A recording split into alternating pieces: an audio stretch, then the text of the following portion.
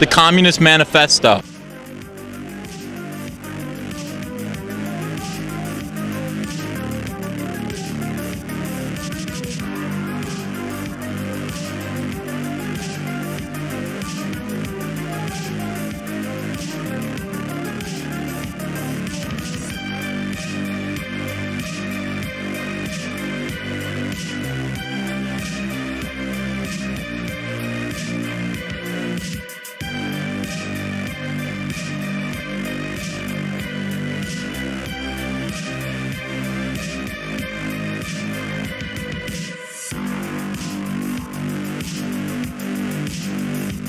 That the curtains were ordered during the Obama administration, unquote.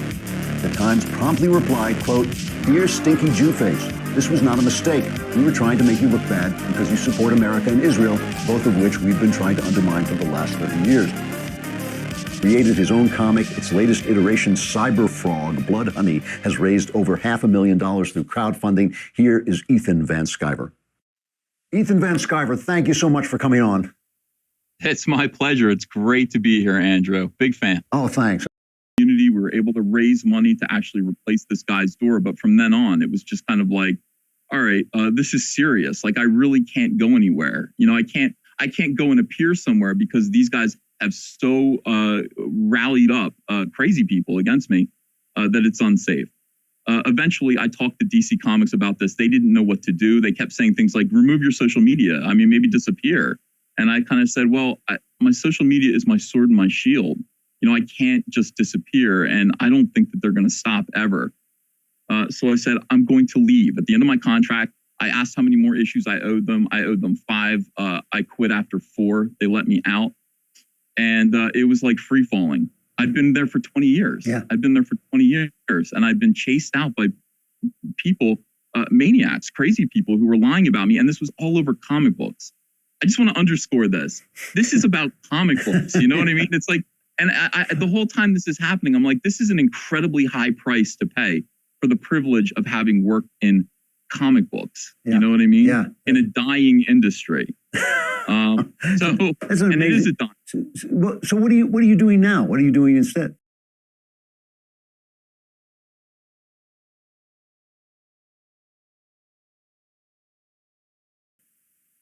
Well, you know, I kind of got my act together and just said, they started to call this rebellion, this uprising of, it's a consumer revolt against far left wingers ruining the comic book industry. And they are.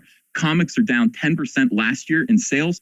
This year, down 6.5%. I mean, comic sales are in free fall. Stores are closing left and right. Now, if comic stores close, there's nowhere to go.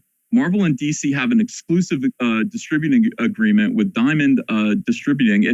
They're only located in these brick and mortar comic shops. The last of the newsstands died in August of 2017. There's no more newsstand, you know, picking up a comic book at the newsstand.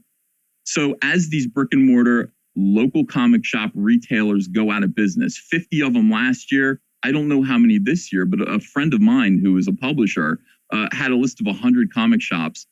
There are 2,000 or so in the United States. 100 comic shops that he was calling up. And as he was calling these comic shops to invite them to purchase his books, he realized 15 of them had gone out of business this year. 15 out of the 100. This is terrifying. I mean, this is absolutely terrifying. And in the meantime, while this is all happening, we've got SJWs accusing right-wingers of being abusive, of being hateful, of being Nazis in comics. If you do not like what they're doing, if you do not like the fact that women are no longer allowed to look sexy in comics, they're just not allowed to look sexy anymore. And I know that for a fact because, you know, I've been told, you know, I drew a woman with her top zipped down one time, a superhero, and I was told to zip that up by editorial. You know, I mean, it used to be that comics were about kind of sexy women, handsome, tough men fighting monsters, smoking cigarettes, doing stuff that your mom didn't approve of. Right. You were supposed to read them under the blankets at night. You were supposed to hide the fact that you liked comic books. Now they've become so PC that nobody's buying them. Mm-hmm. They become PC and they become vehicles for far left-wing propaganda. So now, yes. So this is what I'm on a tirade now. So this is what Comicsgate is. Comicsgate is me and a bunch of other comic book creators who have abandoned the mainstream. And we've stood up and said, we're going to do this on our own. We're going to defy you guys. We don't need you. We don't need your comic shops. All we need is our group of fans. All we need is the market out there, the audience that would buy these comic books if they weren't so repellent. And we can market them through our social media. We can market them by going on YouTube. We can market them by going on Twitter. We can use crowdfunding, and then we can distribute them by hand. I mean, virtually by hand. We can mail these things. We can use fulfillment services and skip over all of the harassment that these SJWs do, because they do. They actually call comic shops and say, if you stock these right-wing comics, you know, we're going to harass you. We're going to tell other people not to support you. So I'm running out of time. Tell people where they can get your stuff now. All right, listen. Crowdfunded a book called Cyberfrog Blood Honey. And stuff. Did you back Cyberfrog 2, by the way? I think I did, but then Dynamite Comics came out with that BLM Humble Bundle, and I just couldn't give you any more money after that. So yeah, I refunded it. You refunded it? Oh, shit. Yeah, because you got in bed with BLM. My bad. So yeah, I refunded it. You refunded it? Oh, shit. Yeah, because you got in bed with BLM. My bad. Dude, it's a shame because the book's really good.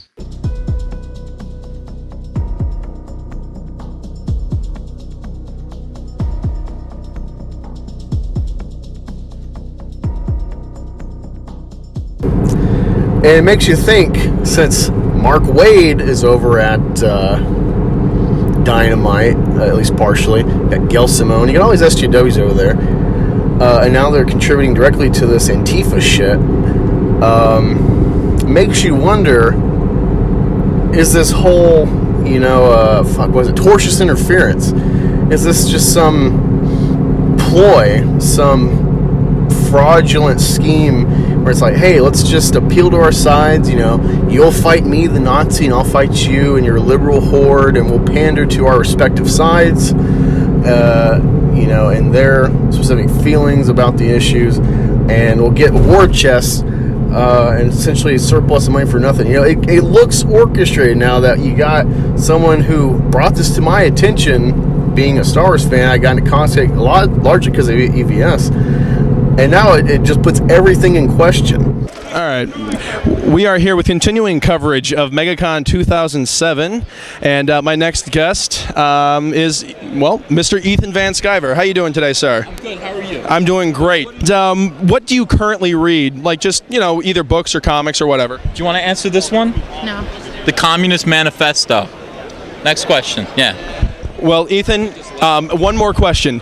Now, I heard that Jeff also created a villain on the Blade TV series with your last name. Is that correct? Yeah, it is. What do you think about that? Well, listen, I don't want to say anything because it's between our lawyers at this point, and I sue him and he sues me, and we know we love each other, Well, good. Yeah, our friendship goes on, and we speak basically through our lawyers at this point. But, he named Hunter Zolomon the Reverse Flash after my son, Hunter Zolomon Van Sciver. So he's got a history of naming horrific, murderous villains after my family, and I want it to stop. Well, it sounds like a very serious problem. I hope that you can resolve this very soon. Right now, I'm so angry about it. I can see that. Yeah. And are you going to go see the Ghost Rider film? You want to take me? You want to go? Yeah, I'll take you. Yeah. Well, hey, we can, we can, all right, excellent, yes. All right. We're off to see Ghost Rider over at the Cineplex. Do you want to answer this one? No. The Communist Manifesto. The Communist Manifesto. The Communist Manifesto. The Communist Manifesto.